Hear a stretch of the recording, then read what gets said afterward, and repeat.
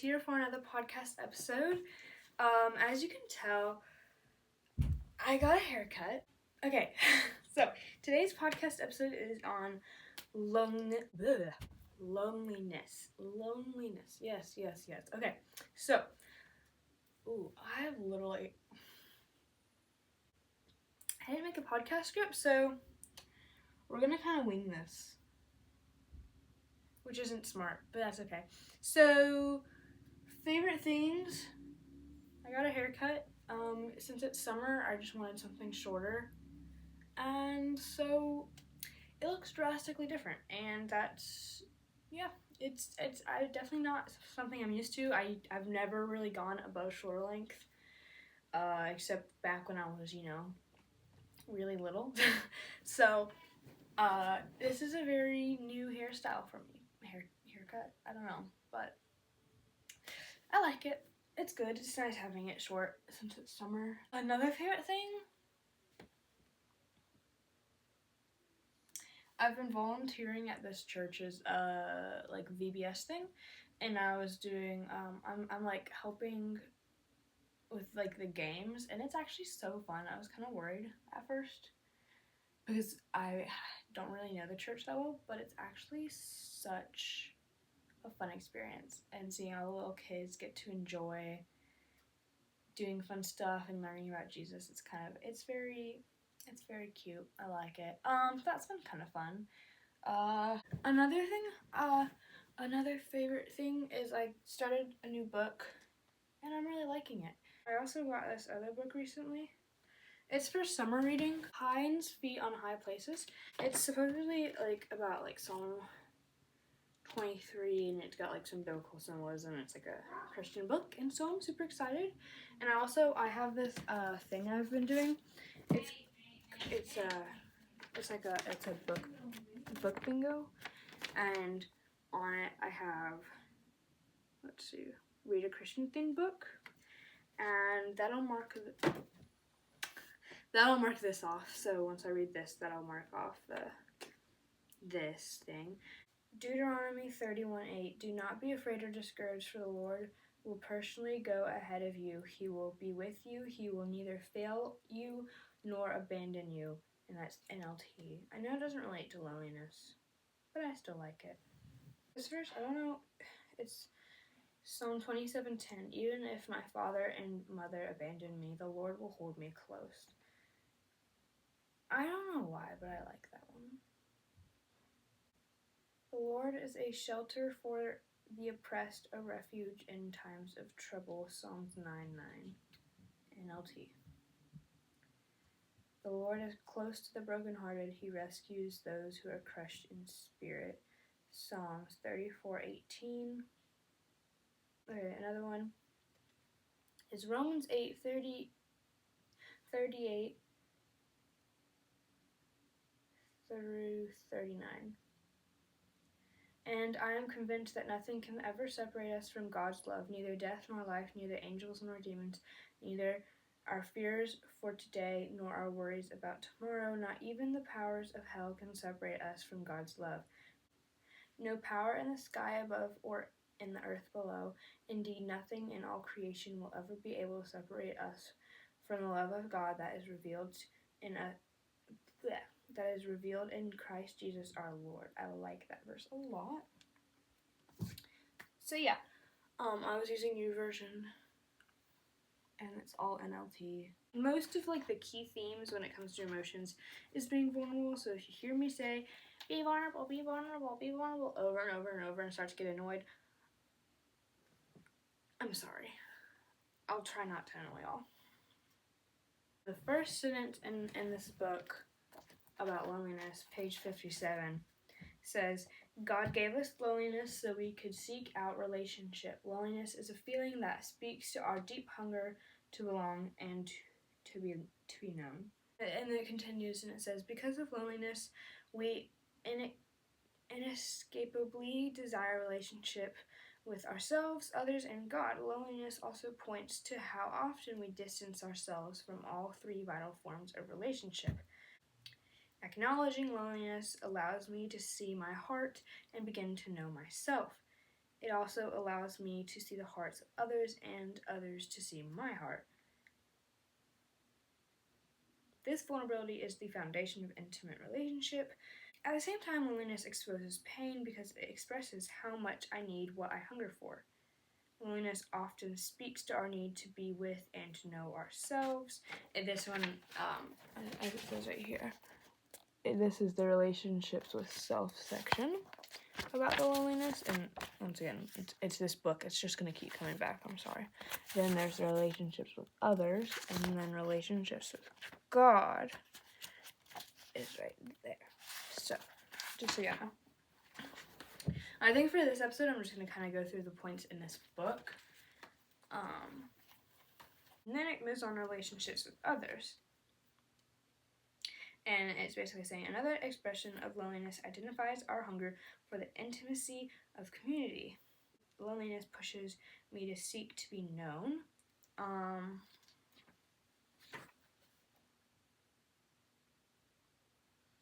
And then it says, I'm just kind of like, if you can tell, I'm like just like reading the things I've underlined. So, just so you know. There's this place right here, it says,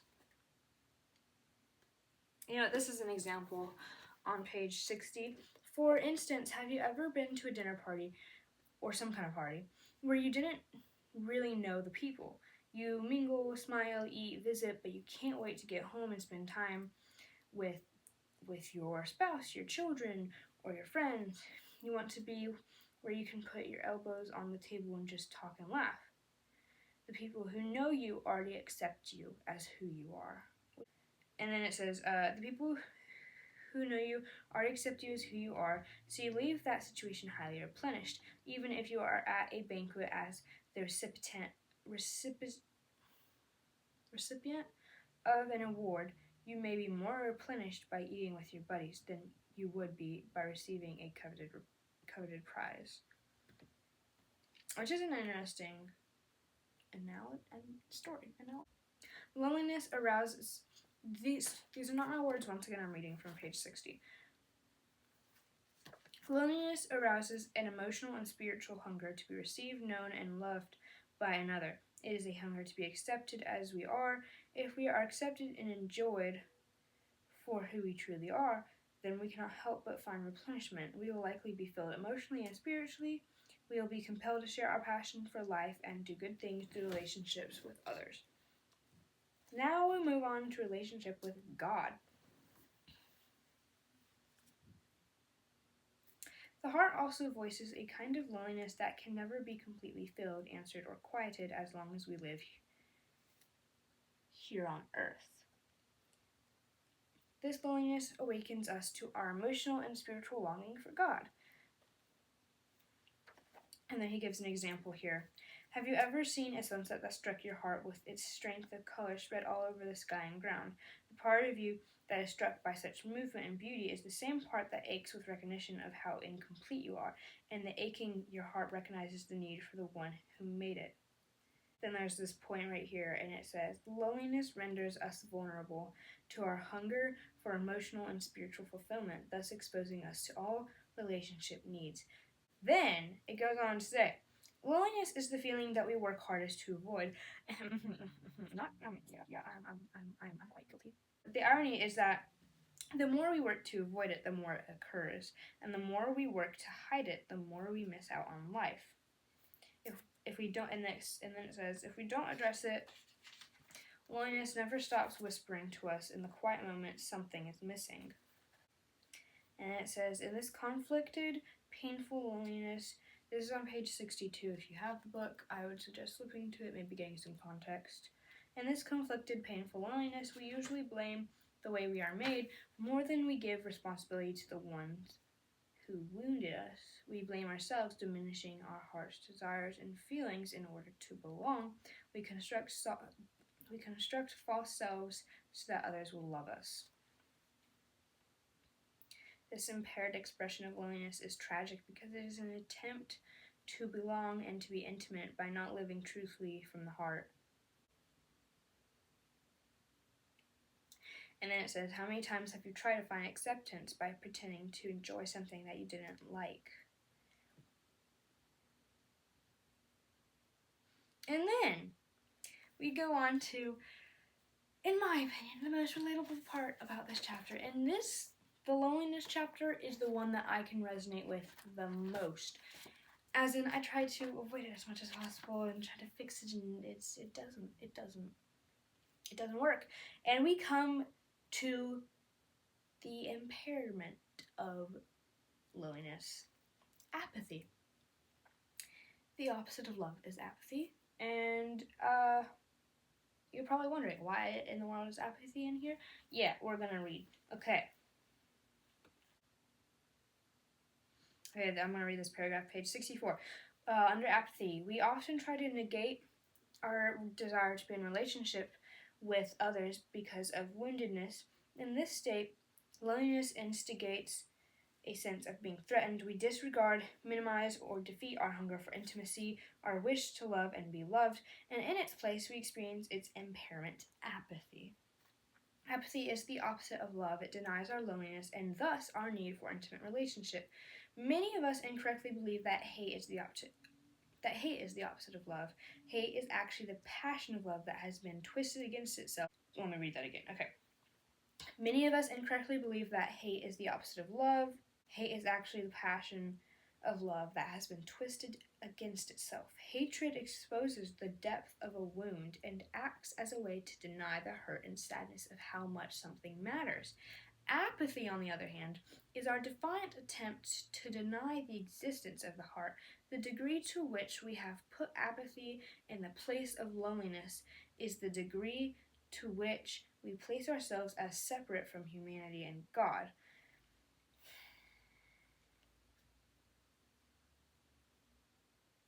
Apathy makes us inhuman because it rejects our emotional and spiritual makeup.